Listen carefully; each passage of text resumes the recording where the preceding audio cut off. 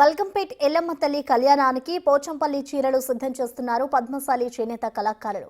ఆలయ ఆవరణలోనే చీరలు నేస్తున్నారు. ఆ పనిలో ఎంతమంది చేనేత కళాకారులు నిమగ్నమయ్యారు, ఎంత సమయం పడుతుంది, ఏ రంగు చీరలు సమర్పిస్తారు, మా ప్రతినిధి అంజుమా డీటెయిల్స్ అందిస్తారు.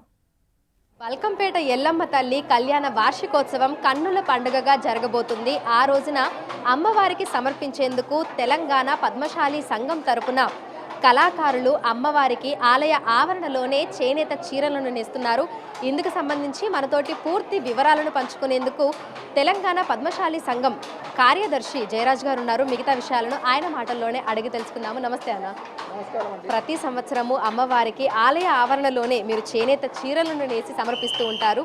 ఈ ఏడాది ఎన్ని చీరలను నేయబోతున్నారు?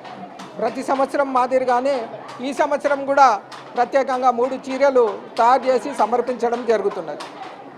ఆలయ ఆవరణలోనే మీరు ఈ విధంగా మగ్గం పెట్టుకొని చీరలను నేస్తున్నారు. ఒక్కో చీర నేయడానికి మనకి ఎంత సమయం పడుతుంది? దేవాలయంలోనే ఇక్కడే నేయడం మామూలుగా అయితే ఒక చీర నేయడానికి 6 నుంచి 7 రోజులు సమయం పడుతుంది. దేవాలయంలో స్థలాభావం పరిస్థితుల వల్ల ఇందులో 6 మంది కళాకారులు పాల్గొనడం జరుగుతుంది. మొత్తము 6-7 రోజుల్లో 3 చీరలు తయారు చేసి ఇవ్వడం జరుగుతుంది. సో ప్రధానంగా ఈ ఏడాది అమ్మవారికి ఏ రంగులో చీరలను నేసి సమర్పించబోతున్నారు? ఏ రంగులను ఎంచుకోవడం జరిగింది? ప్రతి సంవత్సరం మాదిరిగా ఈ సంవత్సరం పసుపు కుంకుమ రంగులతో పాటు ఈసారి ప్రత్యేకంగా ఒకసారి మీరు కలర్స్ కూడా కాంబినేషన్లో చూడొచ్చు. వైటు, గ్రీను, ఎల్లో, బ్లూ ఇలా మొత్తం 6 రంగుల్లో గోల్డ్ కలిపి 6 రంగుల్లో నేయడం జరుగుతున్నది. ప్రత్యేకంగా ఈసారి ఈ తోరణాల డిజైన్తో పాటు నవరత్న డిజైన్ కూడా రావడం జరుగుతుంది.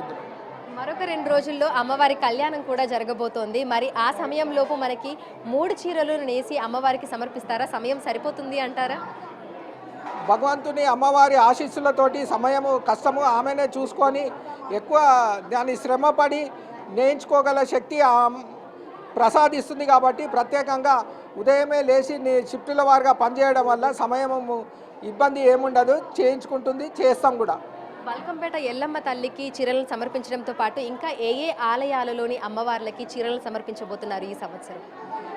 ప్రతి సంవత్సరం మాదిరిగానే ఈ సంవత్సరం కూడా శ్రీ ఉజ్జయిని మహంకాళి అమ్మవారి దేవాలయానికి, లాల్ దర్వాజాలోని సింహవాహిని దేవాలయానికి, మరియు మహంకాళి దేవాలయానికి, లాల్ బజారు మరియు విశిష్టమైన దేవాలయాల్లో ప్రతి సంవత్సరం మేము శ్రీరామనవమి సందర్భంగా సీతారామచంద్ర వాళ్ళ వారికి భద్రాచలంలోని, అలాగే శక్తిపీఠమైనటువంటి జోగులాంబ దేవాలయము, ఇలా విశిష్టమైన దేవాలయాల్లో ప్రతి సంవత్సరం మాదిరిగానే ఈ సంవత్సరం కూడా సమర్పించడానికి సిద్ధంగా ఉన్నాం. అమ్మవారి కళ్యాణానికి పద్మశాలి కళాకారులు మీరు మీ చేతులతోటి చీరలను నేసి చేనేత చీరలను నేసి సమర్పించడం ఏ విధంగా అనిపిస్తోంది? చాలా సంతోషంగా అనిపిస్తుంది.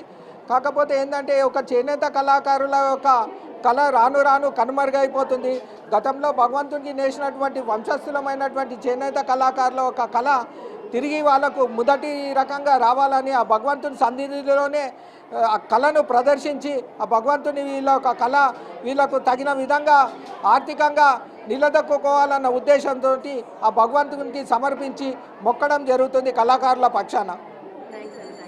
సో బల్కంపేట ఎల్లమ్మ తల్లి కళ్యాణ వార్షికోత్సవానికి సంబంధించి అమ్మవారికి సమర్పించేటువంటి చీరలు ఆలయ ఆవరణలోనే నేస్తున్నారు. ఇక్కడే ఆలయ ఆవరణలో మగ్గం ఏర్పాటు చేసుకొని 6 కళాకారులు రాత్రి పగలు అనే తేడా లేకుండా వారందరూ కూడా ఎంతో శ్రమ కోర్చి అమ్మవారి కోసం అమ్మవారికి తమ తరపున సేవను చేయాలనేటువంటి ఉద్దేశంతో ప్రతి సంవత్సరం కూడా ఇలా ఆలయ ఆవరణలోనే మగ్గాలను ఏర్పాటు చేసుకొని చేనేత చీరలను నేసి అమ్మవారికి సమర్పిస్తున్నారు. ఈ ఏడాది 3 చీరలను అమ్మవారికి సమర్పిస్తున్నారు. ఈ 3 చీరల రంగులను కూడా ఒకసారి మనం విజువల్స్లో చూడొచ్చు.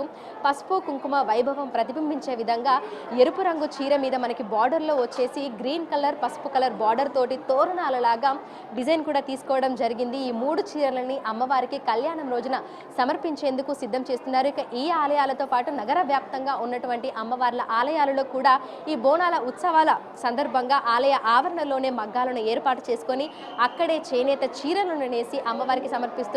ఇటువంటి భాగ్యం తమకి దక్కడం ఎంతో సంతోషంగా ఉందని కూడా కళాకారులు చెప్తున్నారు. వీడియో జర్నలిస్ట్ లక్ష్మీకాంత్తో అంజుమ.